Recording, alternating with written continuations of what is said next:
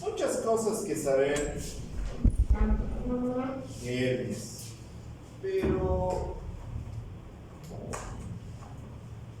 ¿qué sería tal vez lo más importante de las hernias?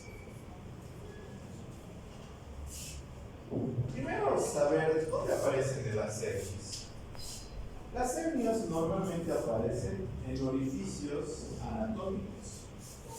Estos orificios anatómicos son orificios de debilidades, es decir, físicamente permiten el paso de algunas estructuras anatómicas, fisiológicas, pero con el paso del tiempo o por alguna alteración funcional, permiten el paso de otras estructuras.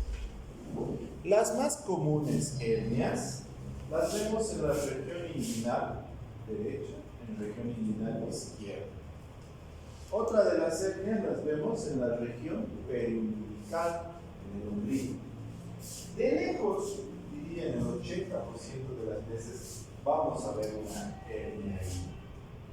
Tres tipos de hernias aparecen en esos lugares.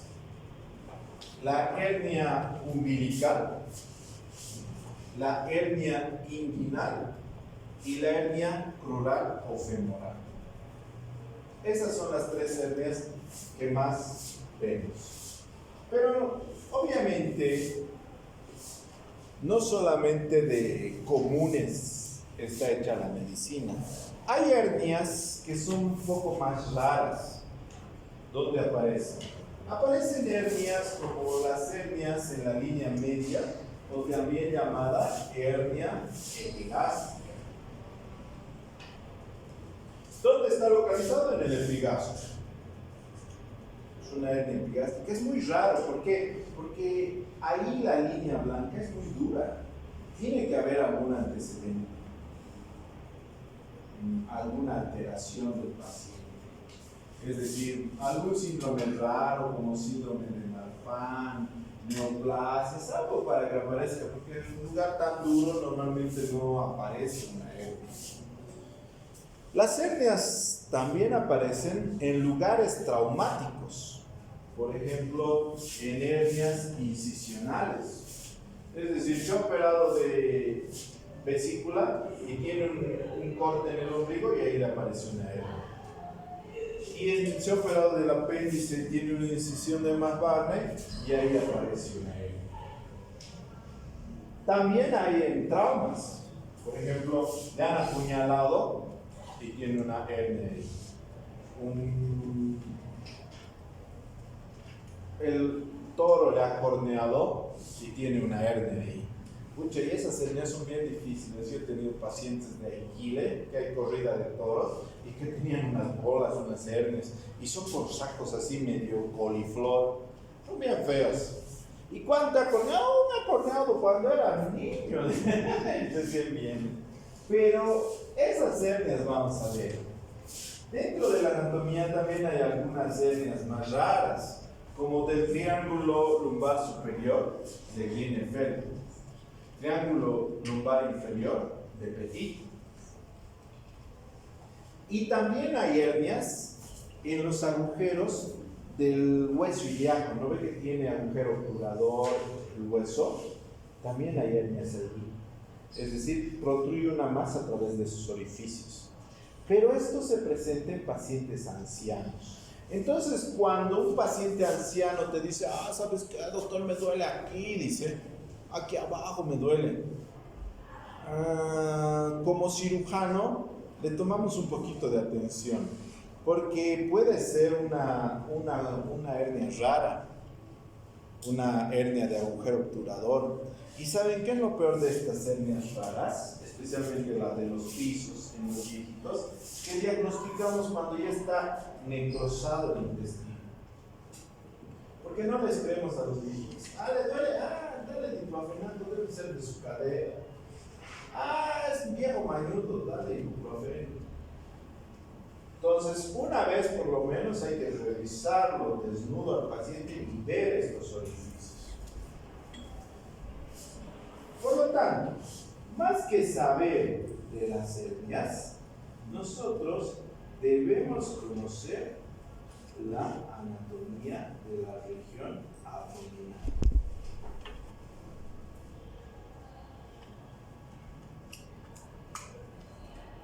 De vídeos anteriores, la línea de corte que sigue todo lo que sería el pliegue inguinal.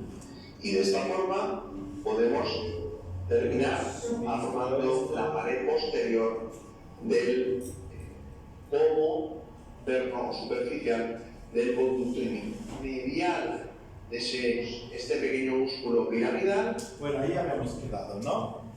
Hemos visto este video de la pared abdominal.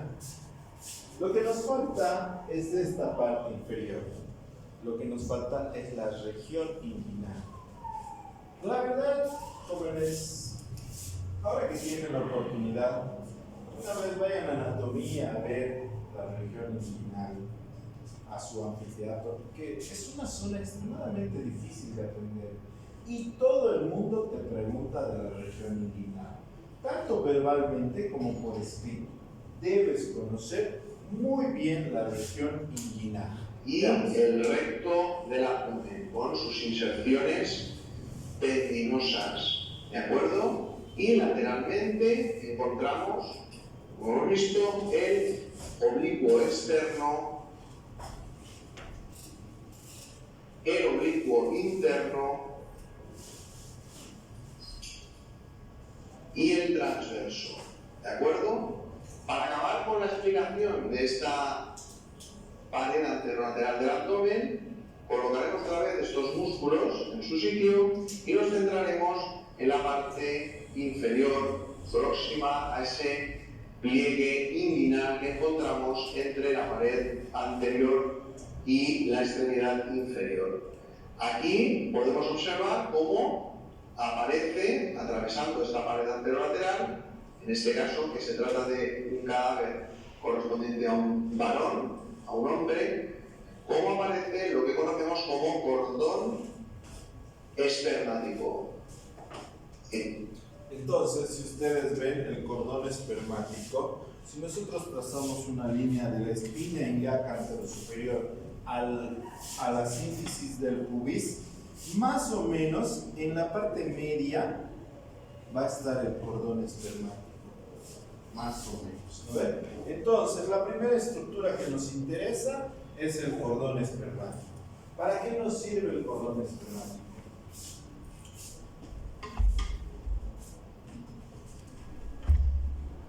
No está la respuesta ahí.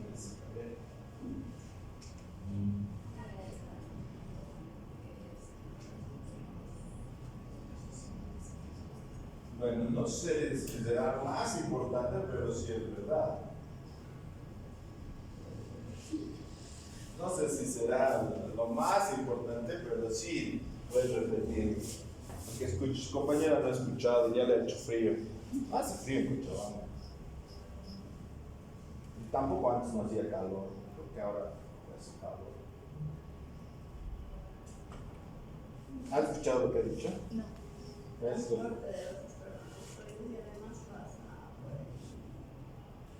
Entonces, a través del conducto, cordón espermático. por eso, el cordón espermático, pero tiene el conducto diferente, ¿ve? Entonces, chicos, es importante reconocer que este tiene una función particular. Se comunica directamente con el testículo. Aparte de comunicarse directamente con el testículo, lleva la irrigación al testículo. Por este orificio, por este lugar, por este orificio, ha bajado el testículo. Normalmente los testículos en la pila embrionaria se crean al lado de los riñones y de ahí bajan a las bolsas escrotales. Entonces todo eso ustedes están recordando, pero sigamos. Es el contenido en el hombre del conducto inguinal.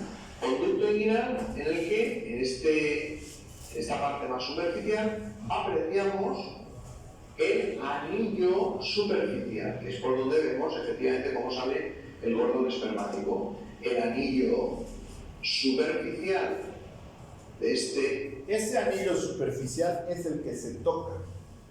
Cuando tú introduces con parte de la piel del testículo hacia esta dirección, vas a tocar un anillo que apenas cuando es sano, solamente entra la puntita de tu pulpejo. Agarras y pones. Si entra más de tu pulpejo, ese anillo está un poco ancho. Entonces, hagan la prueba. Ahora los varones es más difícil, ¿no? De las mujeres no creo que sea tan difícil. Hagan y metan con un poco. Entre hombres es difícil, por tocar el orificio inguinal. Bueno. Conducto inguinal, como vemos, está formado por la propia aponeurosis del oblicuo externo. Fijaros, en este caso tiene aquí un pequeño abultamiento, un principio de hernia inguinal, pero podemos observar cómo el oblicuo externo, su aponeurosis, se divide en dos para dejar este orificio en el centro. Este sería el pilar medial de esa aponeurosis del oblicuo externo, y el que vendría aquí debajo, que va por debajo, sería, como veis, la voy a sacar un poquito para que la veáis, el pilar lateral de esa aponeurosis del oblicuo externo. Entre un pilar medial y un pilar lateral aparecerían unas fibras de refuerzo en forma de arco de uno a otro, que serían las fibras intercrurales o artiformes, que reforzarían el anillo externo o superficial del conducto inguinal. En este caso, pues, debido a esta especie de abultamiento producido por un principio de hernia inguinal, está un poquito deformada. ¿De acuerdo? Incluso en esta parte de aquí podríamos observar cómo de la parte contralateral aparecerían también fibras que formarían el llamado pilar posterior, que vendría por debajo del pilar medial, vendrían por aquí, completarían los límites del anillo superficial del conducto inguinal. ¿De acuerdo? Muy bien. Este contenido del conducto inguinal lo podemos seguir a través del conducto, de forma que este conducto tendría una serie de límites. El límite anterior, como podemos observar, sería la propia aponeurosis del oblicuo externo.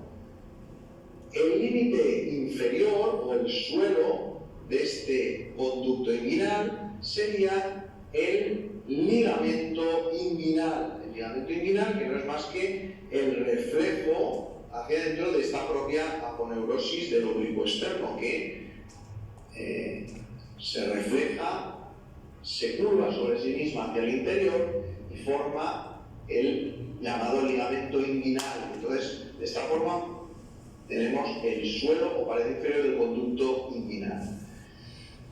El techo o pared superior del conducto inguinal para poder verlo, habría que levantar el oblicuo externo, o, como hemos hecho nosotros, Están entendiendo, ¿no? Porque este orificio inguinal tiene una forma de un cuadrado. A ver, de un cuadrado. Está refiriéndose, aquí va a estar el ligamento inguinal. Acá arriba está lo que es el aponeurosis del oblicuo mayor.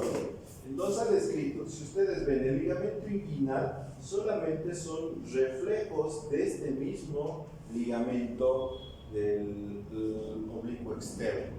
Y hacia arriba está cubriendo esto, lo que es el oblicuo externo. Entonces una pared así y una pared así están cubriendo. Eso está describiendo. Ahora va a describir la pared de abajo y la pared de acá. ¿Ya? Accionar transversalmente la vaina de los rectos para, fijaros, poder apreciar efectivamente cómo aparece por aquí el techo de este conducto inguinal, que lo formarían Fijaros, ahora podemos seguir la propia masa muscular del oblicuo interno y más abajo, fijaros, lo voy a anotar un poquito nada más para que veamos cómo están relacionados el vientre muscular del transverso. Tanto el vientre muscular del transverso como el del oblicuo interno pasan por encima del cordón espermático, saltan y vienen justo por aquí, formando lo que se denomina el tendón conjunto, que sería el que formaría el pecho del conducto inguinal. Finalmente, tendríamos que retirar un elemento y apreciar en el fondo la separación detrás de la grasa que veis aquí de lo único que pasa interior del conducto inguinal por la propia cávidad peritoneal. Esto lo haría la fascia transversalis, que estaría aquí detrás formando la pared posterior del propio conducto inguinal. ¿De acuerdo? Si cogemos una sonda canalada e intentamos, entonces, fácil, hacia el fondo, lo único que vamos a tener es fascia transversales. No hay otro, porque saben que todas vienen hacia adelante a partir del arco de Douglas. Fascia transversales. Aquí arriba está aponeurosis del oblicuo externo. Aquí está tendón conjunto. Y aquí abajo está ligamento inguinal. ¿Entendido? Eso tiene que entender, es un cuadrado ahí. Hacia arriba, tendón conjunto. Hacia abajo, ligamento inguinal. Hacia adelante, aponeurosis oblicuo externo. Y hacia atrás, fascia transversal. Entonces, un cuadrado hacia abajo. Introducirla por el propio conducto inguinal, como veis, entra y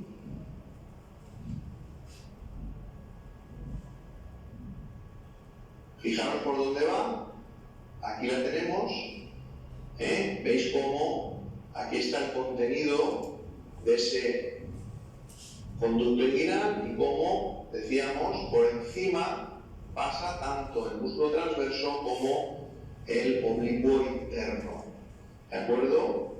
Y si ahora volvemos a la imagen por detrás del recto, observamos unos vasos que aquí se aprecian muy bien. Gracias, hay que recordar, tenemos los vasos arteriales inyectados en una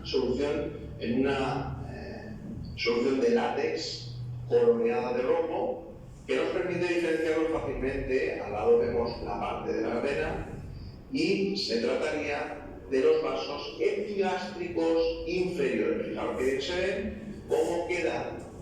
Entonces, si ustedes ven, aquí está viendo los vasos epigástricos. Lo que sale de acá son hernias inguinales indirectas. Lo que sale de acá son hernias inguinales directas.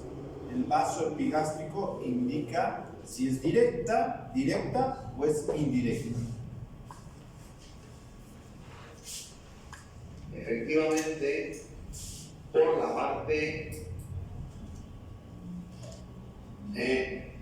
medial al punto por donde va a pasar la sonda canalada, por tanto, el cordón espermático, es decir, el orificio profundo, como luego veremos, del anillo profundo del conducto inguinal. La arteria epigástrica, los vasos epigástricos inferiores, formarían el límite medial del anillo profundo del conducto inguinal. ¿De acuerdo? Y prácticamente estos serían todos los elementos que podríamos distinguir en la pared anterior. Ahora vamos a levantar.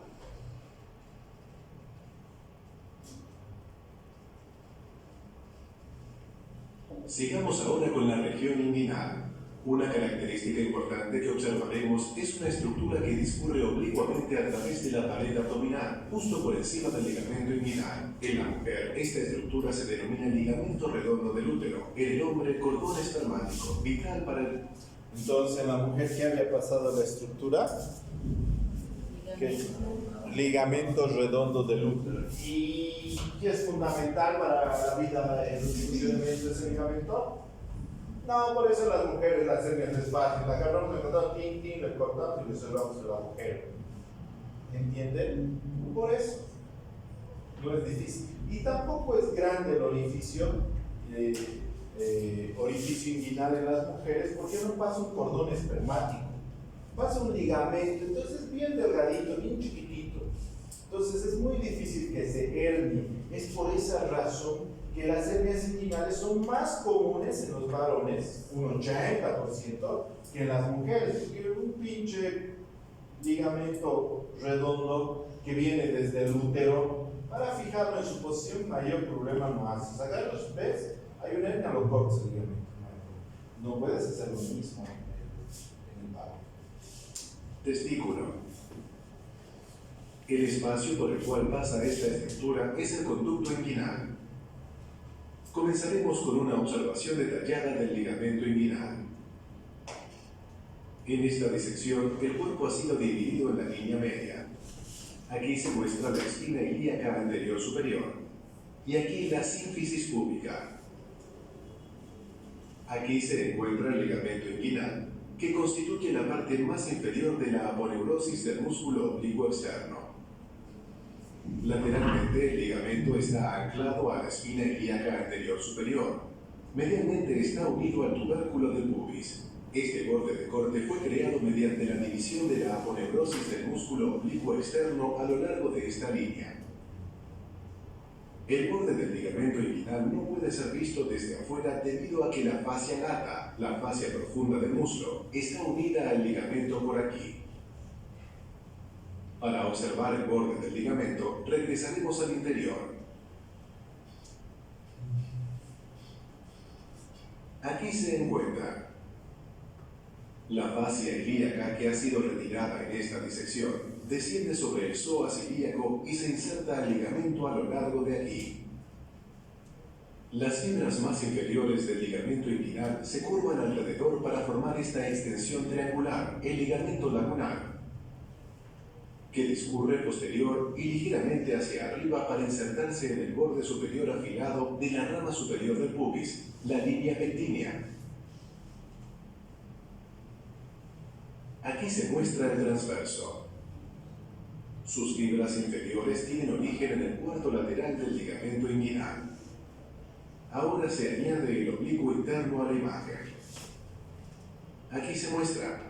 Las fibras más inferiores del oblicuo interno nacen del tercio lateral del ligamento inguinal. Las fibras tendinosas de estos dos músculos se arquean y se unen para formar este tendón plano, la hoz inguinal o tendón conjunto. La hoz inguinal se inserta en la cresta del pubis y también por detrás en la línea pectínea. Retornemos ahora a esta parte más inferior de la aponeurosis del músculo oblicuo externo a su posición natural y agreguemos el resto de la aponeurosis al cuadro. Aquí está. Hay una abertura en la aponeurosis del músculo oblicuo externo, el anillo inguinal superficial. Como observaremos pronto, el cordón espermático o el ligamento redondo discurren a través de este. Las fibras situadas por debajo y por encima de la abertura se denominan fibras intercrurales del anillo inguinal superficial, superior e inferior. Están unidas al tubérculo de pubis y la cresta de pubis respectivamente. El conducto inguinal discurre a través del anillo inguinal superficial y luego por debajo de los bordes libres de los músculos oblicuo interno y transverso abdominal. Para observar el origen del conducto inguinal, regresemos al interior. Tiene origen en este arco situado por debajo del borde inferior del transverso, denominado anillo inguinal profundo. Entonces, si ustedes observan, esos dos videos les dan mucha idea de la anatomía. Sé que hay algunas partes que se confunden todavía, pero si ven varias veces los videos van a entender la anatomía. Es importante entender la anatomía en una hernia. ¿Por qué hay tanta insistencia en la región inguinal? Porque la región inguinal es fundamentalmente la que toda la vida les van a traer hernias. Ah, tengo hernia, ¿dónde? Aquí. Ah, tengo hernia, ¿dónde? Aquí. Ah, tengo hernia, ¿dónde? Aquí. Ah, tengo hernia, aquí. ¿Ves? 3 a 1, normalmente. Más peligrosas, acá. Más grandes, acá. Las grandes, ahí. ¿Qué hacemos después? Una vez que sabemos anatomía, ¿cómo se hace un examen semiológico de región inguinal?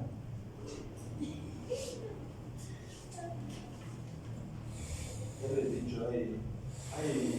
To assess for hernias, inspect the areas of the external inguinal ring. Ya les he dicho.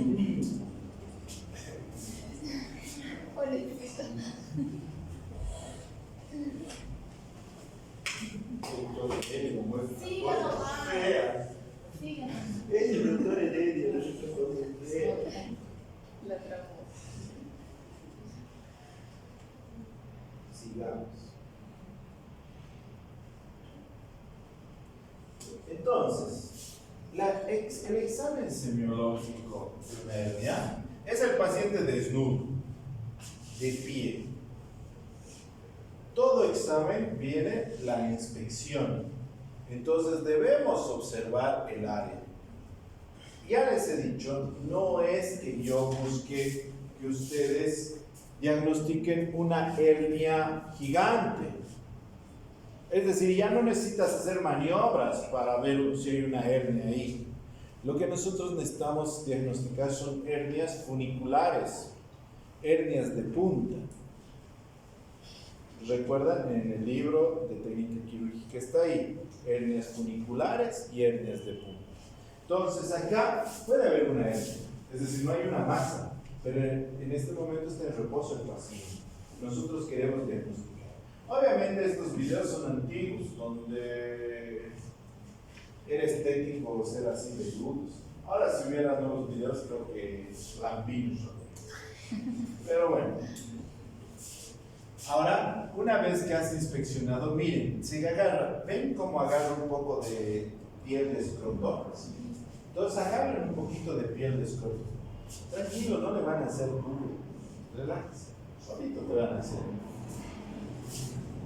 Entonces agarran y meten lado derecho con la mano derecha, lado izquierdo con la mano izquierda.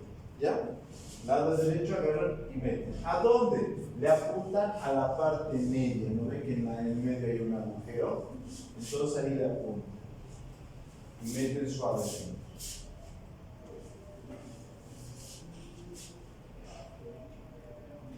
Una vez que metes, le pides al paciente que haga una maniobra de Valsalva. Una vez que estás ahí en el orificio, le pides que tosa.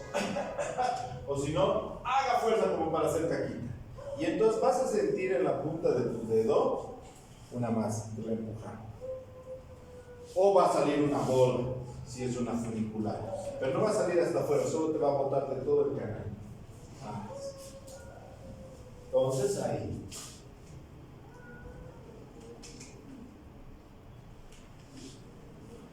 No solamente buscamos hernias inguinales, también buscamos hernias femorales. Las hernias femorales o crurales se encuentran por debajo del ligamento inguinal, muy cerca del latido femoral, muy cerca. Al otro lado, ¿con qué mano está haciendo? Con la izquierda, derecha. El examen se completa de pie y de cubo. ¿Ya?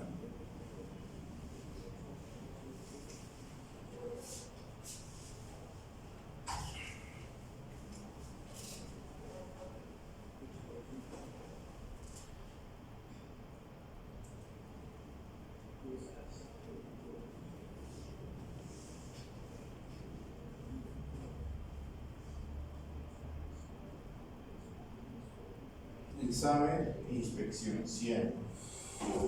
Puede tener hernia o puede tener una adenopatía, una enfermedad de transmisión sexual. Entonces, toda esta área tenemos que investigar.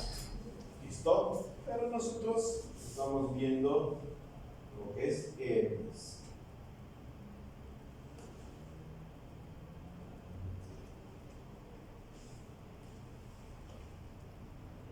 ¿Qué hacemos si, digamos, nosotros ya hemos sospechado por la historia clínica, por el examen físico, una hernia? Debo confirmarlo. Lo confirmo con ecografía. Se pide ecografía de región inguinal de partes blandas comparativa. Así se dice. ¿Ya?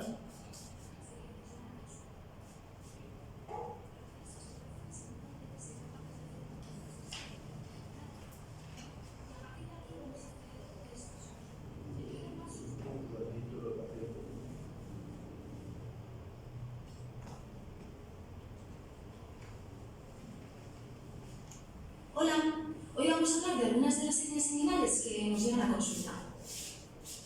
Para hacer estas operaciones es importante que seáis capaces de hacer un corte transversal del conducto inguinal y a partir de aquí vamos a hacer 3 pasos. El primer paso es un barrido para detectar la zona de afectación. El segundo paso es hacer compresiones intermitentes. Y el tercer paso es pedirle al paciente una maniobra de Valsalva. Si durante estos 3 pasos no somos capaces de visualizar la zona de afectación, puede ser que es porque el paciente se encuentre en decúbito supino.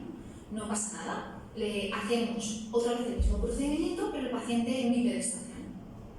Espero que os haya servido este vídeo y si es así, por favor, suscribiros. Entonces, también ecografías tienen que hacer decúbito dorsal y de pies. Entonces, al ecografista tienes que preguntarle, no hay hernia, ¿le has hecho recostado de pie? Porque yo creo que hay hernia.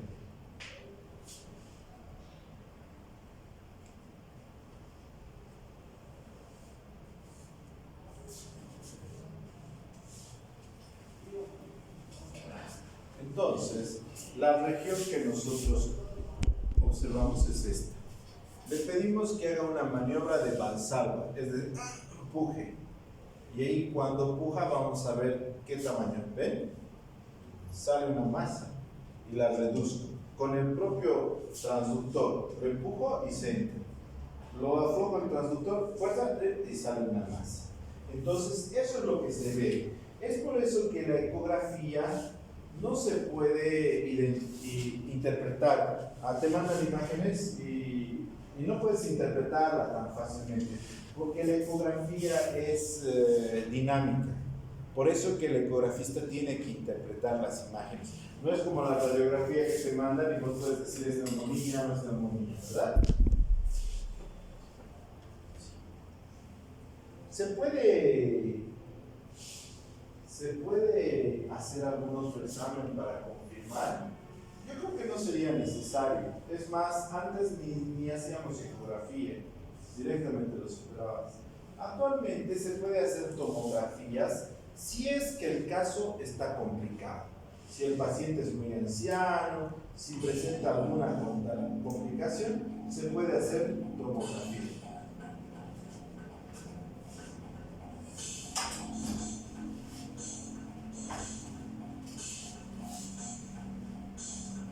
Entonces, hay caca por ese orificio. Muy bien, vamos a analizar entonces la tomografía de este paciente. Esta señora, tal como lo leyeron anteriormente, se trata de una mujer que llega al servicio de emergencia porque en la costa inmediata derecha se observa una úlcera, pero a través de esa úlcera lo que sale, lo que se puede ver que sale por ahí es materia fecal. Entonces, lo más probable que se trate es de una hernia que está ulcerada, una hernia evidentemente complicada. Bien, le piden una tomografía abdominal contrastada y les voy a mostrar aquí la fase venosa. Lo que se puede ver en esta fase tomando las bases pulmonares, vamos a identificar algunas alteraciones si existieran, pero en este caso no se observan alteraciones evidentes en las bases pulmonares. Un poquito aquí de engrosamiento septal, pero nada relevante.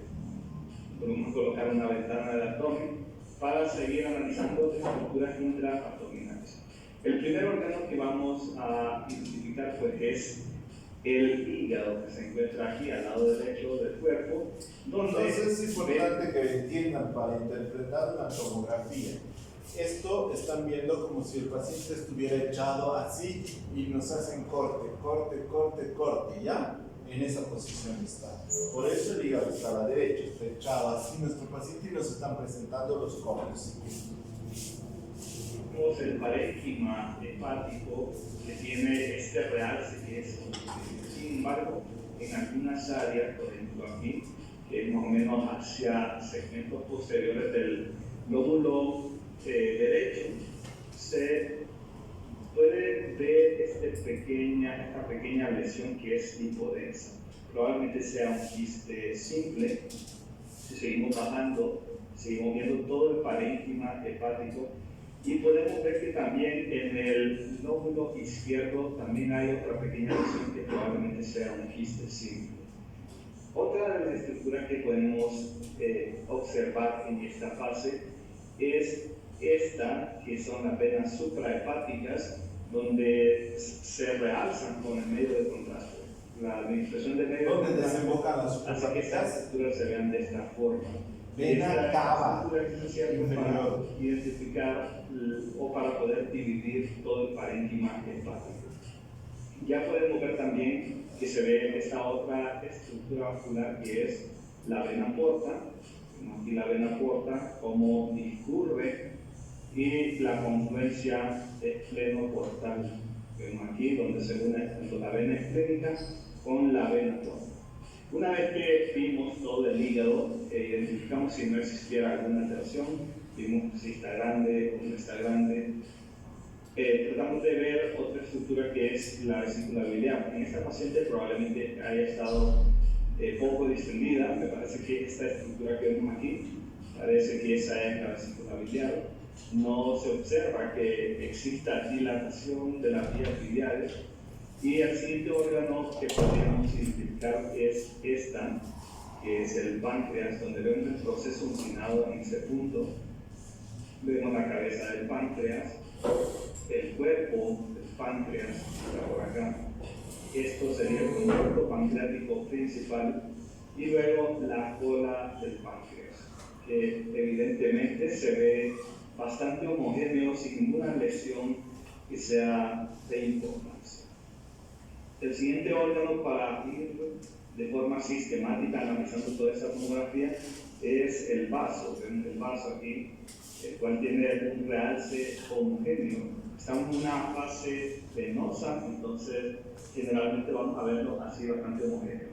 Cuando observamos ese vaso en una fase arterial, vamos a ver que es moteado, fibreado, y nos puede simular que existiera alguna alteración, pero en este caso se ve que no se identifican alteraciones. Otra de las estructuras que es importante siempre tomar en cuenta son las glándulas suprarrenales, y son estas pequeñas estructuras que vemos aquí, donde si lo logran notar es como una estructura triangular. Esa es la glándula suprarrenal derecha, y por acá tenemos también a la glándula suprarrenal izquierda, que se puede ver bastante evidente aquí en la imagen. Después hay que analizar cómo están los riñones, y hay que irnos desde los polos superiores. Vamos viendo cada uno de las características que tenga, y aquí podemos notar que en la región interpolar de este riñón izquierdo se identifica también otra lesión que es redonda, que es hipodensa, que no tiene mayor relevancia, ni siquiera tiene un realce en la pared. Probablemente eso sea un quiste simple. Recuerden también que todos estos aspectos pueden ser analizados con reconstrucción multiplanar. Por ejemplo, si hay una reconstrucción multiplanar en coronal, vamos a identificar estos mismos órganos. Por ejemplo, ya vimos el hígado, El hígado podríamos usar aquí esta reconstrucción. Entonces ahora está parado y haciendo cortes así, ¿eh? El lóbulo hepático derecho, vamos a andar en 11.7 centímetros. Podemos ir viendo también los riñones, explicar dónde estaba la lesión quística que habíamos identificado previamente. Recuerden que habíamos dicho que era una lesión que estaba en el riñón izquierdo y es prácticamente esta que vemos aquí. Está en una región interpolar, un tantito yéndose hacia el polo inferior. Vamos a volver a nuestros cortes que nos interesan bastante, que son los cortes axiales, para poder seguir evaluando a esta paciente. Recuerden nunca perder el objetivo del análisis de las estructuras anatómicas, siempre recordando cuál es el motivo de consulta del paciente. En este caso, recuerden que el motivo de consulta es porque vino con una hernia en la región inguinal derecha que está ulcerada y que sale materia fecal. Así que esa estructura la vamos a evaluar más a fondo ya cuando terminemos de evaluar el resto de órganos intraabdominales. Terminamos de evaluar los riñones y vemos que no haya alteraciones tanto en el espacio perirenal ni en el espacio pararenal. Después vemos si existiera dilatación de los uréteres, que en este caso no se identifica ninguna alteración de esos uréteres. Nos pasamos a evaluar la vejiga, que la vejiga es esta estructura grande, que está distendida y que se logra observar que tiene una pared delgada y bien definida. Luego, aquí podemos ver que no está de una forma tan clara, pero sí se logra ver el útero. Esta estructura que vemos aquí es el útero, que tiene unas calcificaciones en sus paredes que prácticamente no son relevantes. Y en este caso, pues no logramos observar un ovario, ya que no es una modalidad sumamente sensible para identificar estos órganos. Una vez que vimos los órganos principales, podemos irnos a analizar todo el sistema gastrointestinal, donde si nos vamos hacia arriba, analizamos aquí, este es un estómago que está poco distendido, bueno, ahí sus paredes están, que no se logran caracterizar de una forma bastante adecuada por el simple hecho de que no está distendido. Pero vamos a ir analizando algunas partes, por ejemplo, tenemos el antro pilórico, aquí ya vemos que tenemos el duodeno, la primera porción del duodeno, y recordemos que el trayecto que sigue es el siguiente, más o menos va por aquí, por cercano al páncreas, y luego vamos a identificar que el resto de asas intestinales, la primera asa que vamos a ver aquí arriba y principalmente en toda esta región izquierda, son asas yeyunales. Recordemos que va duodeno, luego van asas de yeyuno. Y aquí sí hay algo muy importante que lo vamos a notar. Y es que si ustedes se fijan, estas asas están sumamente distendidas. Vamos a hacer aquí un poquito hacia abajo. Están bastante distendidas, forman unos niveles hidroaéreos. Aquí es que hay líquido y aquí hay gas. Pero una de las cosas más importantes es que esta es la pared y en la pared empezamos a ver este montón de burbujas aéreas. Esto es lo que se conoce como neumatosis intestinal. Cuando hay esta neumatosis intestinal, significa que ya está existiendo cierto grado de injuria de las asas intestinales. Si seguimos viendo todas las asas, todas ellas están sumamente distendidas, muchas de ellas tienen neumatosis intestinal. Aquí seguimos bajando. Y vemos que todo, de hecho, cuando habla de neumatosis intestinal es que está distendida el asa y como que a presión a la pared está entrando el aire. Si entra a la pared aire, obviamente también están entrando bacterias, lo que conocemos como translocación bacteriana.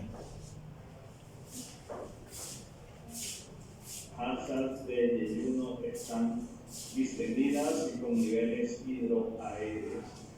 Ahora, si analizamos todo este punto, nos vamos a dar cuenta que hacia este lado, hacia la región de la fosa ilíaca derecha, allá tendremos que estar hablando sobre asas que son pertenecientes al ilio, ¿verdad? Asas del ilio.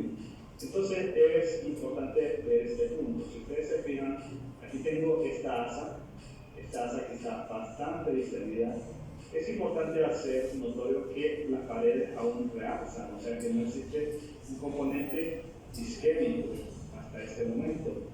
Y vemos que está bastante distendida el asa, y vemos aquí el trayecto, si ustedes se fijan, ingresa por el canal inguinal, vemos un asa que está ingresando por el canal inguinal y hace esta apertura hacia la piel. Esto entonces es precisamente la hernia que habíamos visto anteriormente y que tiene pues allí su pérdida de solución de continuidad junto con la piel y prácticamente por aquí por donde está saliendo toda la materia. Todo esto está causando pues que exista hasta cierto punto una obstrucción intestinal de todo el intestino delgado. Entonces ya analizamos que el problema está situado en el intestino delgado.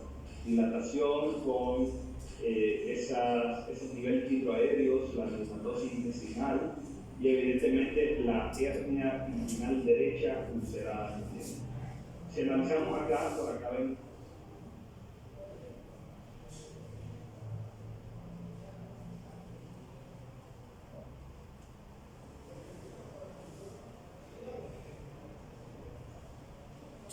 Entonces, cuando nosotros analizamos de esa manera, desde la semiología, la anatomía,